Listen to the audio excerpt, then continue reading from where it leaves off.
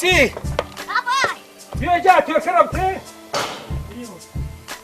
اتوکرم بیو از سالهای 96 مخلصیم فوتبال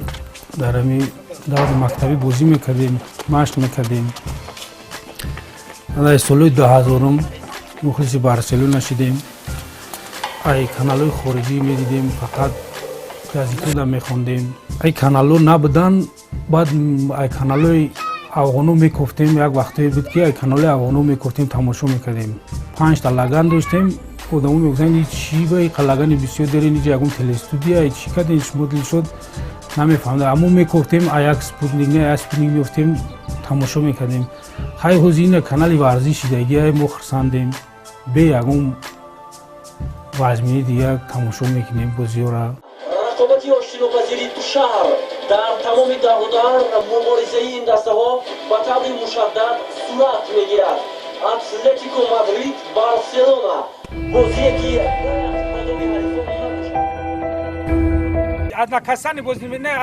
دلشاد خالف خود مخلص اشدی کلوب آوازه‌داری بارسلونا اسپانیا و ستاره فوتبال جهانی لیونل مسی می باشد.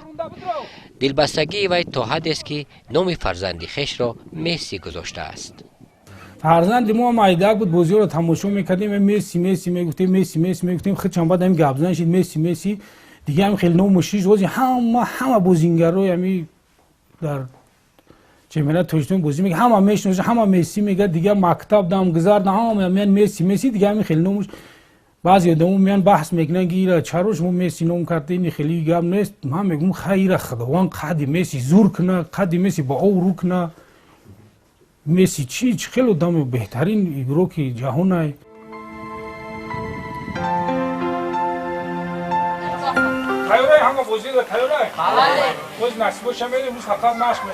یک وقتی بود که یک سر نقل میکنیم بیکاری بود همه جدا بود امی خیلی مبلغ نبود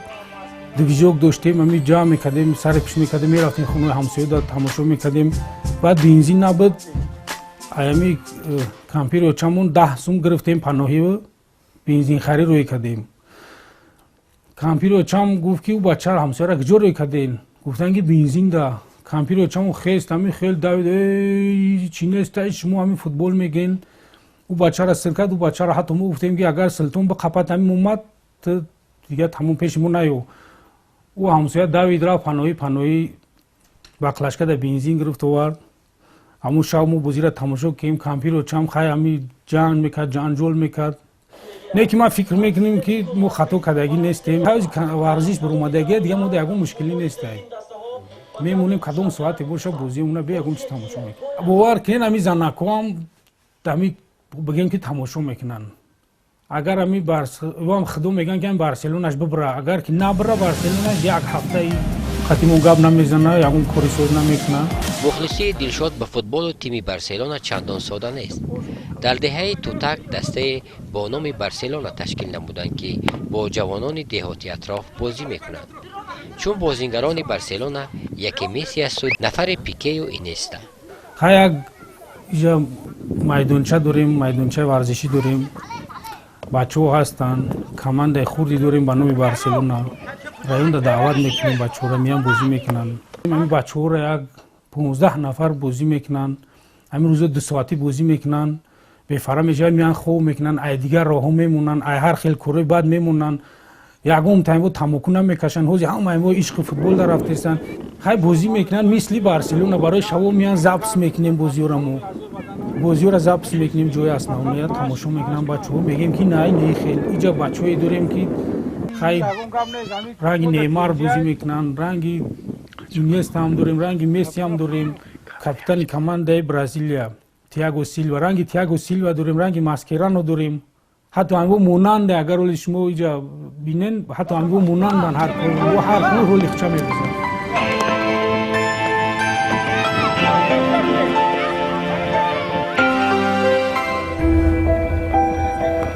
بچه ها عادتا فوتبال خورد بازی میکنند. گاهی بازی همیشه تا به ورزشگاهشان بردن و آوردن دروازه های خورد مشکلی میکرد.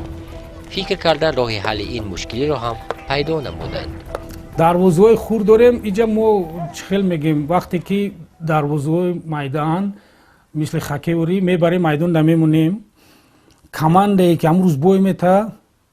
امو کمانده دروازه را میگیره میره با پیش خونه را با سحری میبرم اونجا میمونه کدام کمانده که بوی بتا میای اشترافش میای جریمه میکنیم نیکی به یگم تعریف ما یگم بوی دیدگی نیستیم بچه‌ای که ایران دیگه جو میان حتی لوتی داریم یک دهه لوتی داریم که چند سال ایران ما پیش رفتگی لوتی اومد همه میدونه ایران تو دوشنبه را و حسابی کلون که 11-0 دهه لوتی ما بوید رفت یگم ورزشگر در روحی بد رفتگی نیست ای همه فرض کردین تموکو دست کشیدگیان فقط همون فکرش ماشته خیلی فوتبالیست شوا میاد همه که خداوند فوتبالیست هرگاه که بچه ها وارد بازی می شوند کوشش می کنند که در تقلید با بازیگران بارسلونا بازی کنند و لباس بپوشند. آنها همه گونه نمود لباس هایی را که تاکنون کلوب بارسلونا در میدان استفاده نموده است دارند. همه چی فرمایش میبره 6 ماه پیشکی با ما را میورن میگه میورن بچه‌ها دا میخریم بچه‌ها گذر مونده فرمای داریم که میپوشن وقتی بوزیده بو بدر میکنن اگر باور کنین روز میشه که خیلی خونه در نیست یگم شرایطونی که ما حرکت میکنیم امی لباس میخریم مینداریم امی شهر دا بچه‌ها هستن بهرلو دولت گو وقتی میریم اگر فرمای ما 400 سومون شون اما آدم ما را 200 سومون مون میگیره میدونه که مخلصن توپوی هستن که 300 سومونیان ما را در 150 سومی میتموده میدونه که مخلصن خیلی هر خیلی کورو دست کشیدگیان میگیریم میوریم بازی میکنن روزه میجاگی زنکو میزقن که خونه در نیز یگم شرایطش ما رفتین 200 سوم دادین 400 سوم دادین فرما خریدین خیلی چیزو میشون یکی باوری داریم که ما خطا کردگی نیستیم Yuri Gagarin nam iz Kovn to Bobio دلشاد خالب عادتاً مشغول کارهای خانوادگی است. فارغ از کار و بازی فوتبال با پسرش میسی زبان انگلیسی میآموزد. وقتی خولگی ده خیلی با کتابخونی مشغول میشم بعد اگرودکاری میکنیم هر خیل محصولاتو میکنیم و همین چیزا نمیخریم ای بزرگ و همین چیزا را میکنیم و نمیخریم هر خیل بانکوی میکنیم و یگم چی نمیخریم حتی شهر در خونه‌های برادرمون اکامون اپامون اما دم روی میکنیم و همین چیزا را همینجا بدارو گفته ما همین چیزا روی میکنیم خود ما میکنیم همینجا همین دچو دا میرفتیم تماشا میکردیم هم زنکو چه خیلی کار میکردن همین یاد گرفتیم اومدیم جای فوتبال تماشا کنی داریم در همینجا بیرون دا یک 16-17 نمود گل داریم تلویزیون کلون در درون گلو میمونیم شب اینجا بچه‌ها میان خیلی اونجا یگم تمام میکنن میشینیم تو ساعت 2-3 شب بازیو خیلی دیر سر میشن تماشا میکنیم به یگم چه هوای تازه دا درون گلو دا تماشا میکنیم فقط مخلصای بارسلونا میشه که مخلصای ریال هم میان در محله اگر نفر ماهواره خریداری کند برای نصب آن دلشاد را میبرند. این عملیات تا جای باعث رنجش اوستاهای ماهواره گردیده است.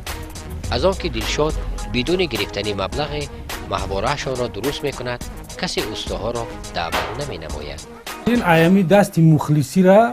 آنتن همی پارابولیتسکی را از یاد میگیریم همسایه خیش تورک لگن میخرن اوستا را فیرود نمیکنیم ما فیرود میکنیم میریم سوز میکنیم میویم ای برای که مخلص بودیم لگن را میکفتیم شوی بدیم